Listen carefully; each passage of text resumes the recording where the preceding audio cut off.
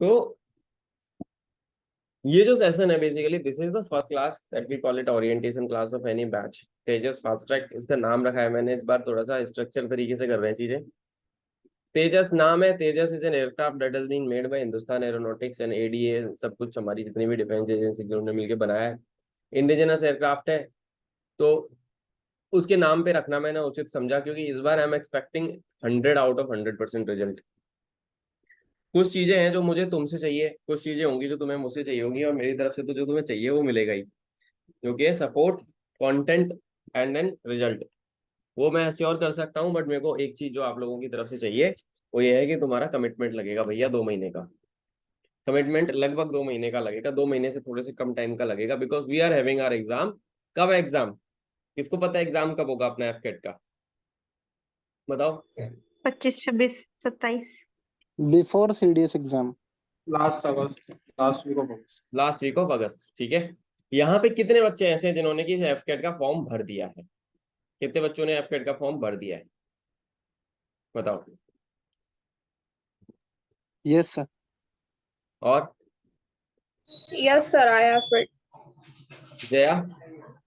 हाँ सर, मैंने भर दिया है। भर दिया ना? चारू? यस सर, भर दिया। भर दिया ना? रुचा? रुचा? रुचा भर दिया बेटा? नहीं सर, पापा ने कहा है कि इस बार नहीं अगली बार देना। तो पापा बताएंगे क्या तेरे को? इस बार नहीं नहीं अगली सर, बार? मैंने पापा से कहा था मुझे देना है। पर पापा ने कहा इस बार कोई तैयारी नहीं हुई है तेरी, तो अगली बार देना। पापा से पूछ के नहीं करना होता बेटा काम हर समय, ठीक है।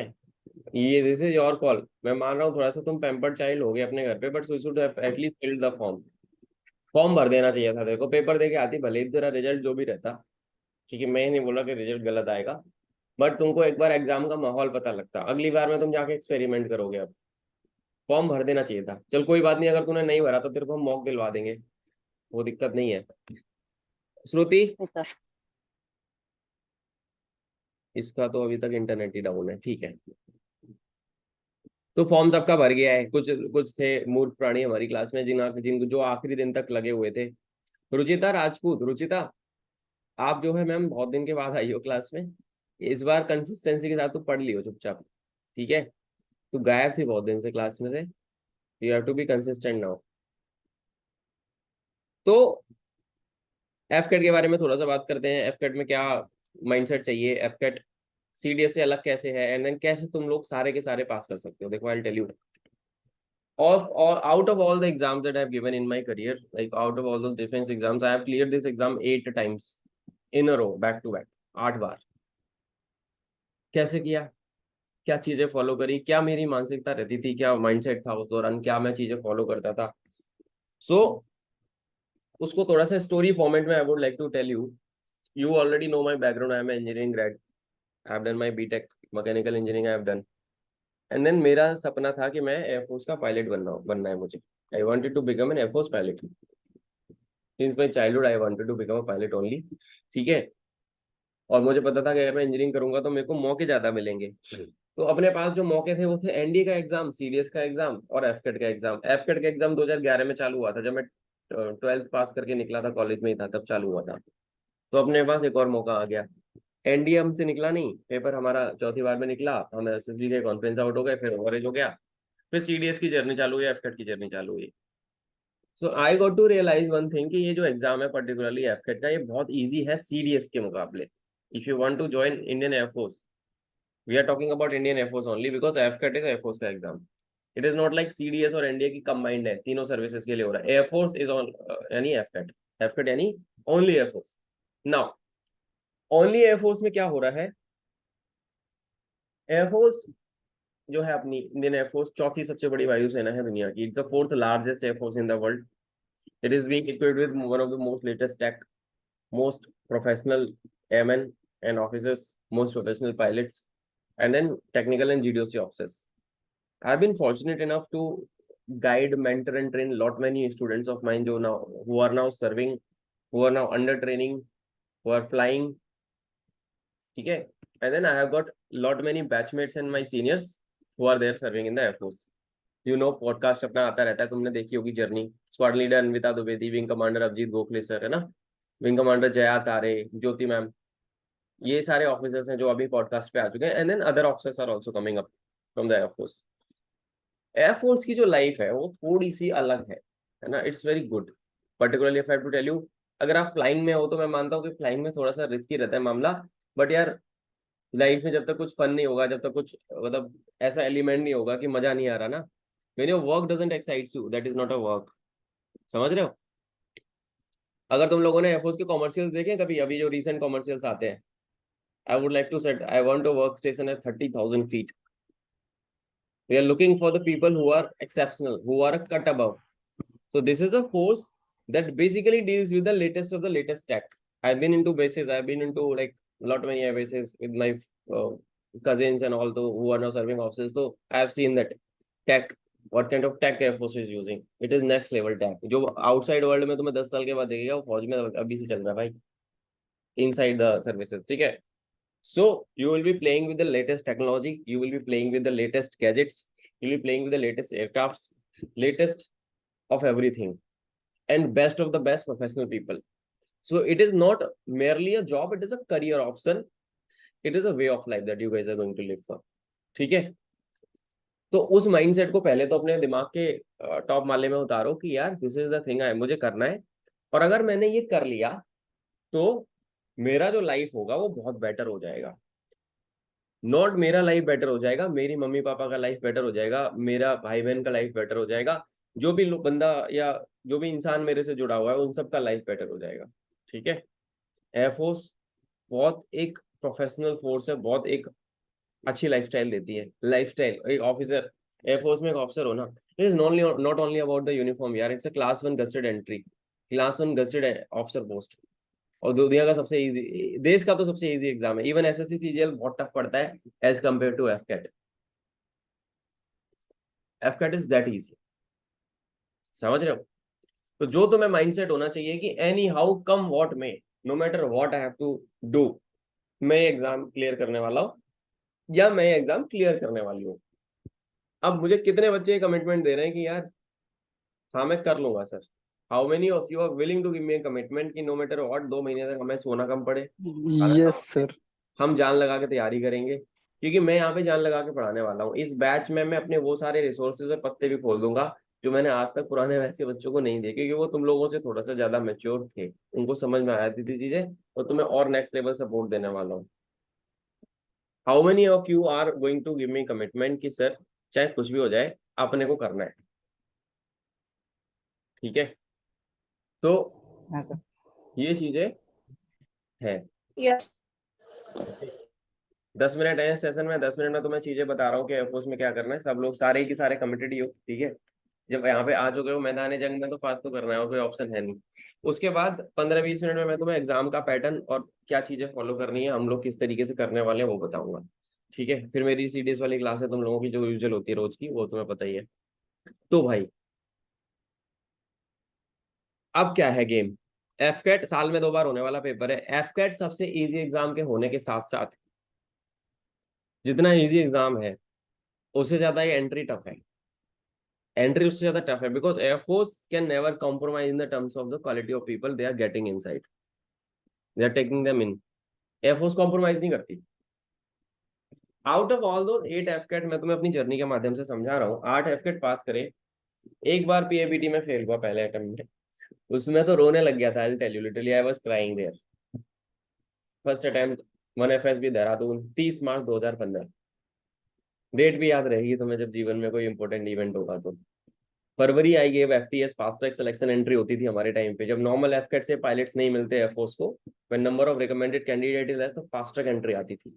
चंडीगढ़ सीजीसी कॉलेज लांड्रा में दिया था, रात को 11 बजे, दिन में एफकेट दिया, बारिश हो रही है, सब लोग भीग रहे हैं, हजारों की भीड़ है, 2-2 किलोमीटर लंबी लाइन लगी हुई है, उसमें भी भाई ने नाम बनाया था, वो लिस्ट शेयर करूंगा तुम्हारे साथ कल। ठीक है? पेपर पास किया, same day result, next day उसी कॉलेज में स्क्रीनिंग हुई हमारी, हम लोग डायरेक्ट स्टेज 2 एंट्री थे।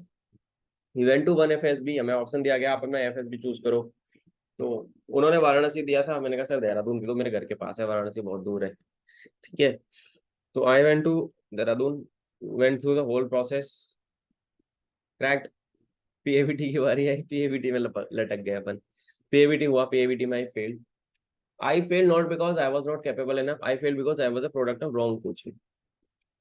तो मैं दिल्ली गया था बल्लो एकेडमी में, वहाँ पे हम लोगों ने सोचा कि जब हम एसएसबी की भी कोचिंग कर रहे हैं तो पीएबीटी की भी कर लेते हैं। विंग कमांडर्स रहते जो 1980 के दशक में जहाज उड़ाया करते थे, उन्होंने जो हमें ट्रेनिंग दी और जो हम पीएबीटी में वहाँ एफएसबी में सिखाया ना, सब में हो गया रायता, सब में रायता फैल गया। उनका नॉलेज और वहाँ पे जो हमें पढ़ाया जा रहा था वो मिक्स हो गया। I was confuse. फिर उसमें एक इंस भी होता है जहाँ पे 5 जो एयरक्राफ्ट के 4-5 मीटर्स होते हैं उनकी रीडिंग होती है, नीचे 4 क्वेश्चन के ऑप्शंस होते हैं कि उनमें से सही रीडिंग वाला ऑप्शन टिक करना है। तो कोई भी बंदा नेचुरली अगर आप हो तो मेरा मेरा मानना ऐसा है कि जब मेरे जमाने पे मेरा चांस खत्म हो गया कंफ्यूज होने की वजह से, मेरे बच्चों के साथ ऐसा ना हो, इसलिए मैंने क्या किया, मैंने उन ऑफिसर्स को ऑनबोर्ड किया है अपने साथ जो कि ऑलरेडी सर्विंग पायलट्स हैं या फिर बहुत नेक्स्ट लेवल टेस्ट पायलट्स वगैरह थे। तो they will help you if you are clearing your AFCAT. वो मेरी जिम्मेदारी बनती है कि तुम्हें कॉकपिट में कैसे भेजना है। पीएवीटी वगैरह में तो तुम फेल नहीं होने दूंगा मैं तुमको, चाहे वो तुम्हें दिल्ली बुला के अपने घर पे अपने साथ रख के तुम्हें तुम्हारे साथ जाना पड़ जाए ट्रेनिंग दिलाने के लिए तुम्हें, but that is my responsibility कि तुम्हारा एफकेट अगर निकल रहा है और तुम फ्लाइंग के हो तो तुम फ्लाइंग में घुसोगे भाई। ठीक है, flying is one of the toughest entry क्योंकि मेडिकल होता है और tough. 70 to 80% of the chaps who got recommended medical clear नहीं कर पाते। जीडीओसी और टेक का थोड़ा सा इजी है। ठीक है, तो 8 एफकेट जो मैं कहानी सॉर्ट अगर करना चाहूँ तो 8 एफकेट अगर मेरे पास है थे तो मेरे 4 एफकेट में एयरफोर्स ने मुझे स्क्रीन आउट कर दिया। समझ रहे हो? 4 एफकेट में मुझे क्या कर दिया, स्क्रीन आउट कर दिया। Yes, sir. तो तुम समझ सकते हो वो एक ऐसा बंदा जो कि हाईली पैशनेट है और उसको एयरफोर्स स्क्रीन आउट कर दे रही है बार बार, तो मेरे दिल पे क्या गुजरी होगी। 4 बार स्क्रीन आउट होने का मतलब है 2 साल चले गए। ठीक है, तो बुरा मुझे भी लगता था। मैं वाराणसी से 2 बार स्क्रीन आउट हुआ बैक टू बैक।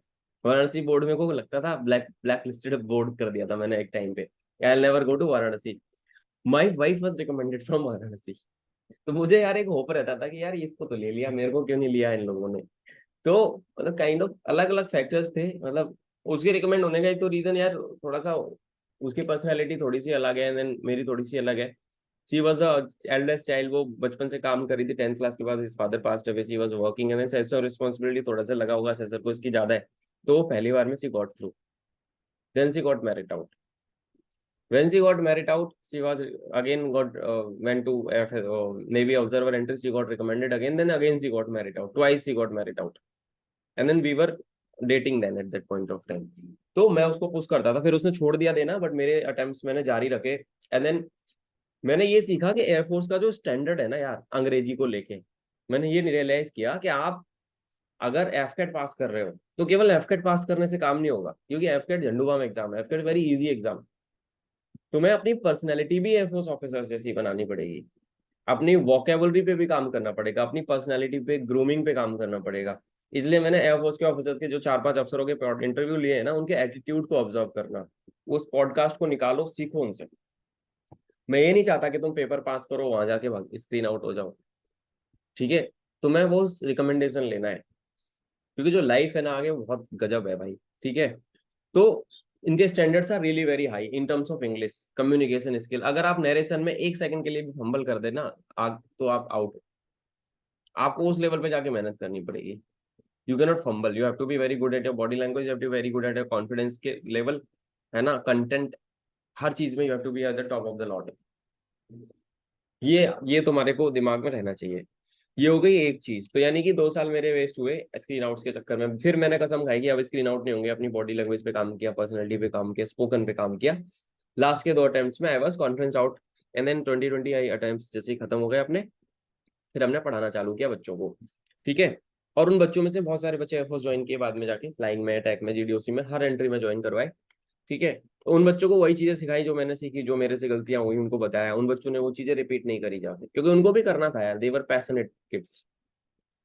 तो मैं तुमसे भी यही उम्मीद कर रहा हूँ कि जब तुम क्लास में आओगे तो तुम पूरा पुराना बैगेज कि मेरे से तो यार लाइफ में ये नहीं हो पाया, मेरे को पढ़ाई नहीं होती, मेरे को समझ नहीं आता ये सब्जेक्ट वो सब्जेक्ट, अब ना बिल्कुल ना वो कहते हैं ना फॉर्मेट मार देना।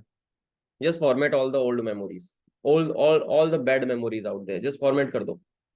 तुम at this very very moment you all are capable enough to clear any exam in this country. और जहां तक मैं एफकेट की बात करूंगा, तुम में से हर एक बच्चा एफकेट पास कर सकता है, अगर तुम मेरी बात मानोगे केवल 2 वीक। 2 वीक की बोल रहा हूँ मैं तो, बस मैं 2 हफ्ते में पास करवाया हूँ बच्चों को, 2 हफ्ते में मैंने बच्चों को पास करवाया है, तब तो पेड बैच भी नहीं चलाता था मैं, ठीक है। वो एक एट्रीब्यूट्स तुम्हारे अंदर डेवलप हो गए, वो क्वालिटीज जनरेट हो गई तुम्हारे अंदर, तो तुमको पता है कि कैसे गेम करना है, ठीक है। मैं तुम्हें ये भी बताऊंगा कि एग्जाम के पहले क्या माइंडसेट रहना चाहिए, एग्जाम के दिन क्या माइंडसेट रहना चाहिए, और एग्जाम के बाद क्या माइंड, क्योंकि जब तुम एग्जाम देके निकलोगे तो तुम लोग को पता होगा कि तुम्हारा पास हो रहा है या नहीं, समझ रहे हो। जब तुम एग्जाम देके निकलोगे तो you will be able to see, तुम्हें रियलाइज हो जाएगा कि तुम्हारा पास है या फेल है। बहुत सारे बच्चे आते हैं एफकेट देके मेरे को बताते हैं भैया मेरा पास है, फिर उस दौरान वो एसएसबी की तैयारी में लग जाते हैं, जैसे ऋतिक हो गया, यश हो गया, यशस्वी हो गया, ये बच्चे बार बार पास करते हैं, इन पे भरोसा है, पेपर होता है, मेरे को पूछना नहीं पड़ता पास होगा फेल होगा, मेरे को पता है पास हो जाएगा, उनको पता है कैसे करना है, एक बार बता रखा है सब चीजें, ठीक है। तो तुम सब का कर सकते हो। दो जो चीज जो मुझे चाहिए वो है कि एक तो तुम्हें इंग्लिश डेली पढ़नी पड़ेगी, 90 मार्क्स की इंग्लिश आती है एफकेट में, ठीक है। सब्जेक्ट वाइज बाइफरकेशन मैं अभी बता दूंगा, ये लिंक अभी 1 मिनट में खत्म हो जाएगा, तो मैं एक बार सब्जेक्ट वाला बता दूंगा तुमको कि सब्जेक्ट वाइज कैसे करनी है, एग्जाम में क्या क्या आता है, पैटर्न क्या है, किस तरीके की चीजें हैं, ठीक है, वो अपन जानेंगे। अब यहाँ तक किसी के मन में कोई सवाल है तो बताओ, any one of you got any doubt, किसी भी तरीके का फुद्दू टाइप भी हो सकता है, चलेगा। सार्थक क्या बोल रहा है बोल, और या फिर एक काम करो, लिंक बीच में ब्रेक हो जाएगा, रीजॉइन कर लो वापस से, फिर वापस कैरी ऑन करते हैं। मैं एक्स वाई का पैटर्न बताने वाला हूँ पूरा, कितने क्वेश्चन किस टॉपिक से क्या आता है, किस सब्जेक्ट में क्या चीजें हैं। Rejoin the same link again, आ जाओ। This recording will be there in your Telegram, ठीक है, वहां से उठा लेना।